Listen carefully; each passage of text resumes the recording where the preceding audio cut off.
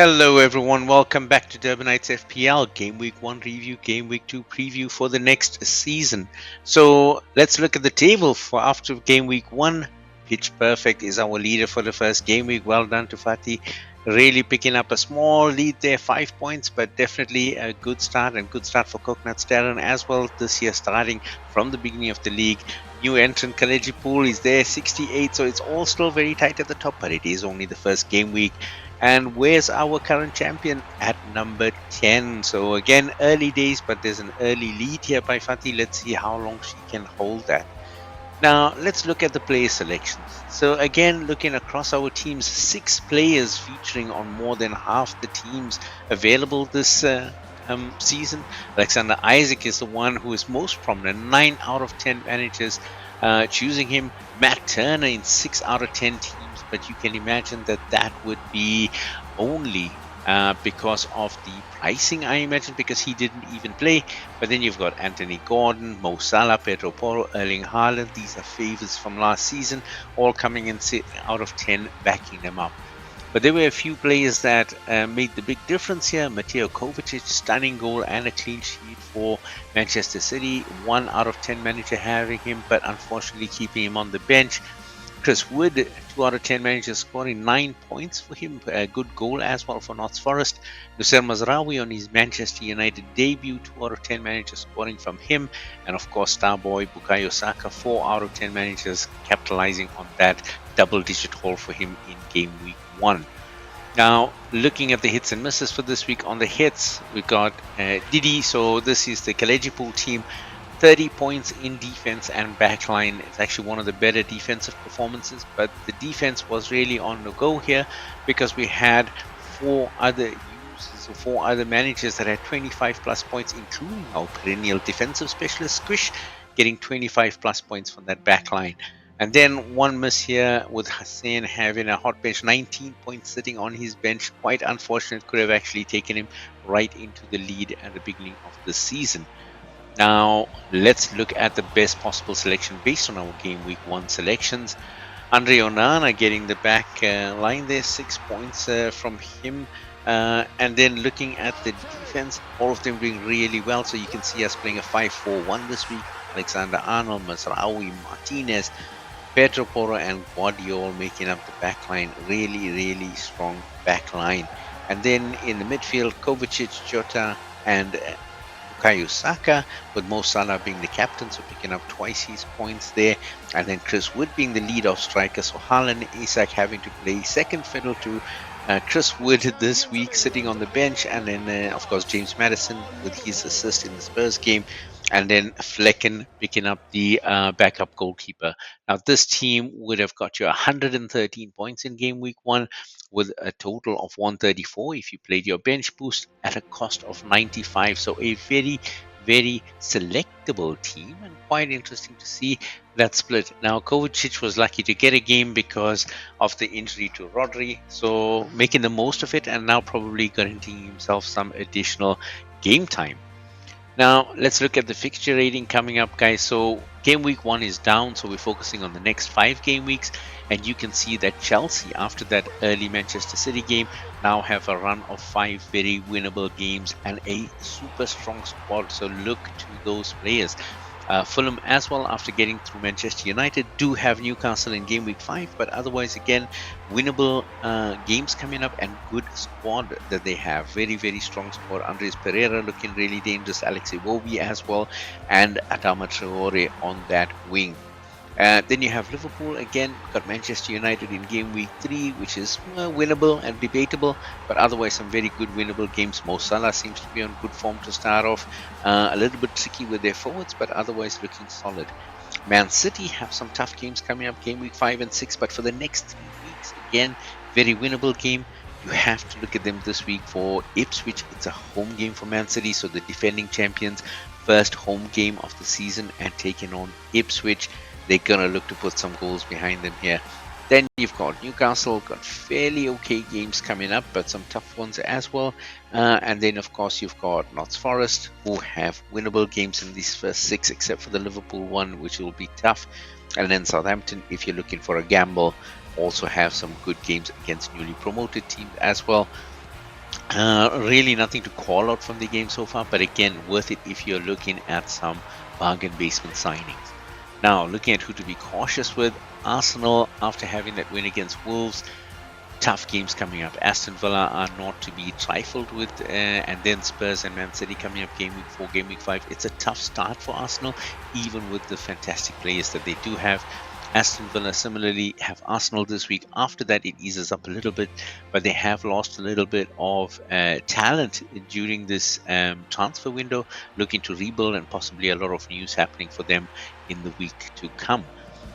Brentford have a very tough ride, as you can see, and Everton, after losing to Brighton 3-0, the worst defeat of game week 1, then have Spurs at home, and Spurs are looking to capitalize on their first home game after drawing on game week 1, and then Aston Villa in game week 4. It's going to be tough going for Everton to start off this season.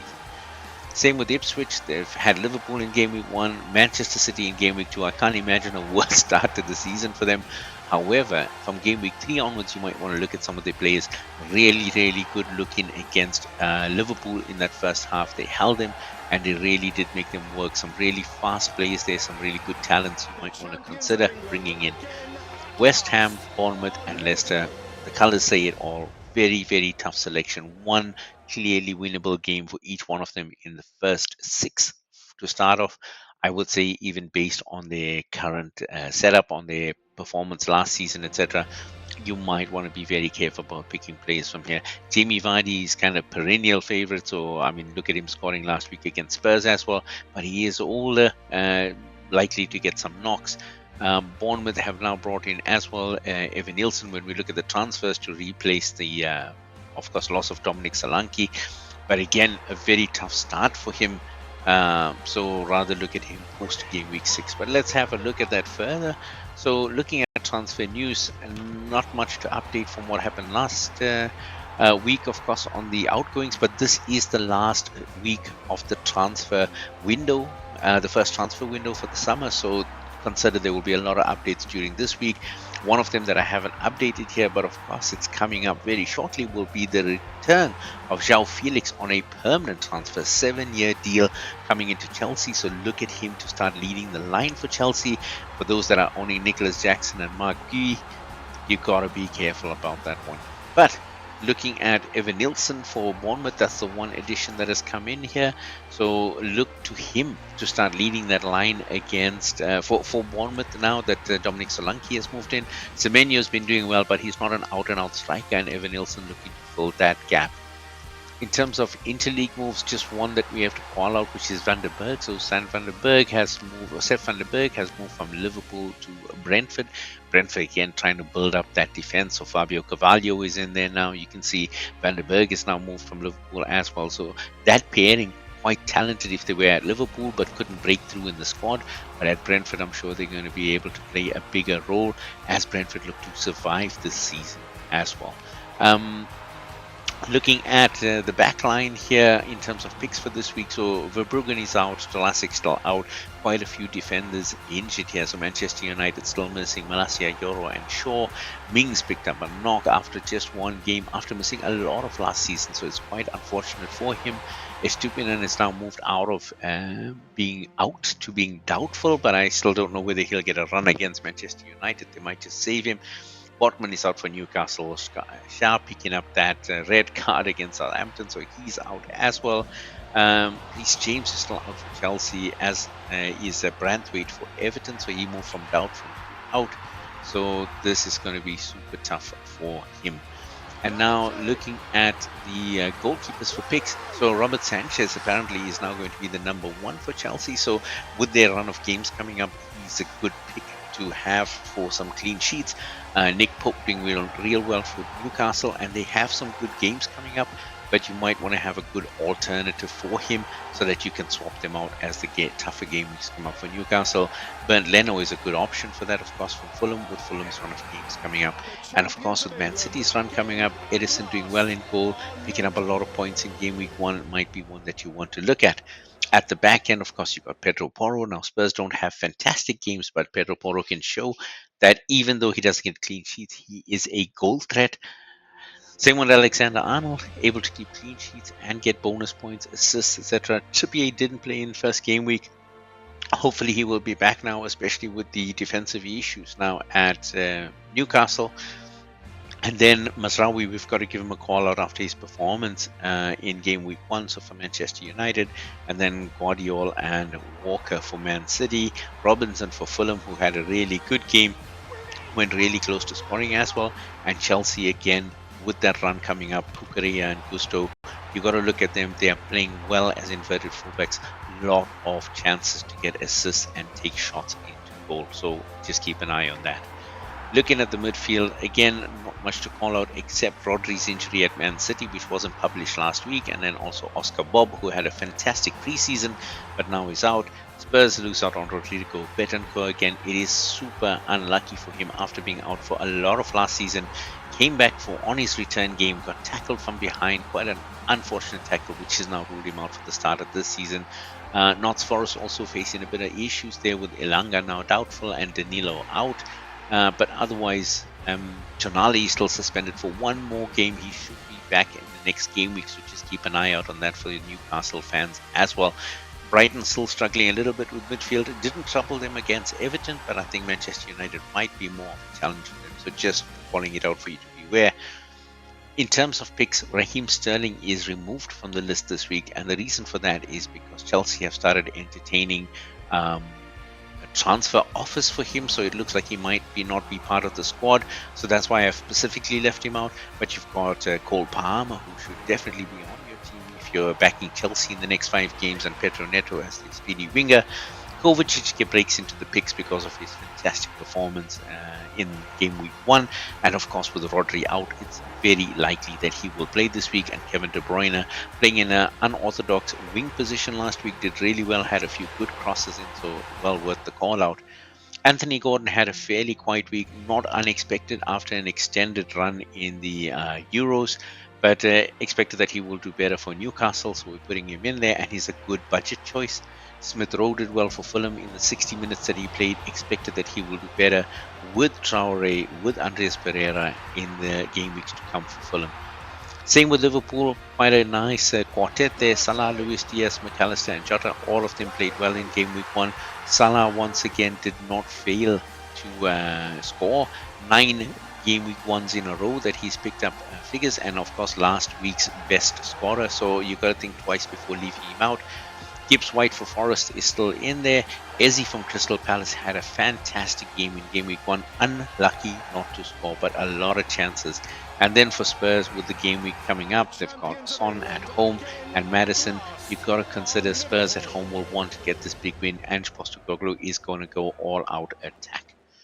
Now, looking at the forwards, look at this. Dominic Solanke going to Spurs and picking up an injury. So he picked up a knock in the first game, managed to run it off during the first game, but immediately after that has picked up. Now, I noticed that in the Fantasy Premier League, he's not marked as doubtful. However, I had a call with Ange Postecoglou, and he guarantees me that he's not going to play this week because he is injured. So maybe look at Timo Werner coming in on this one. But Solanke is indeed doubtful to play. Højlund is still out for another couple of weeks, as is Callum Wilson, Onal.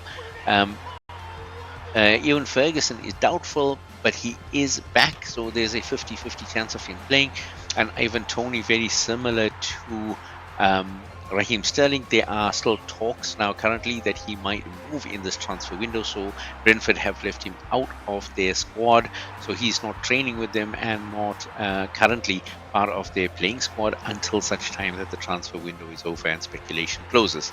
But looking at who to pick, Liverpool did not play with Darwin or Gakpo last week. They chose to go with Jota as their frontman. I don't know if things will change this week, but just keep an eye out on these two if you want to take a chance.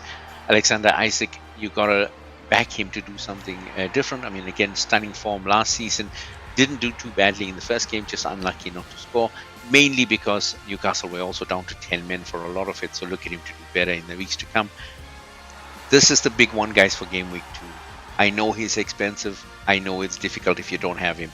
Erling Haaland against Ipswich. Almost everyone is looking forward to him knocking in a bucket load of goals here. So he's a good captaincy choice if you have him. If you don't have him, you might want to consider him coming in. Look, he might not score. That is absolutely true. But He does do well against newly promoted teams. It is Man City's first home game. They don't have a good, credible secondary striker with Julian Alvarez having moved. So I think Erling Haaland is a good choice to have in your team this week and to captain. Just my personal opinion here. And Mark, from Chelsea also, you might want to try him this week because as a speedy winger, he might be one that they want to try out and give a full game, as well as Nicholas Jackson prior to João Felix entering the squad. Once he's in the squad, we're going to look at a reshuffle in Chelsea. I'm pretty sure Enzo Maresca is doing a lot with the 21 players that he has identified as his first team. Ricardo Muniz, of course, Fulham, again, they have that good run coming up. Chances are he will be looking to score, but I would back the midfield more than him. And then Chris Wood after his fantastic first game week, and Awani. These are guys that you would look at. Again, looking at how you can fit in your budget, especially if you're looking to bring in Haaland. Now, looking at that, that's what we have for game week 2's preview. All exciting. There's an international break coming up, so we're going to have a small break after that. Possibly a good chance for us to look at the transfer window and talk about that in the weeks to come. But for now, that's all we have. We have at least 24 hours before the next deadline. Make sure that you're making your changes. Drop a like, of course, subscribe. Feel free to drop a comment here and look forward to coming back with more updates after game week 2. Good luck and so long for now.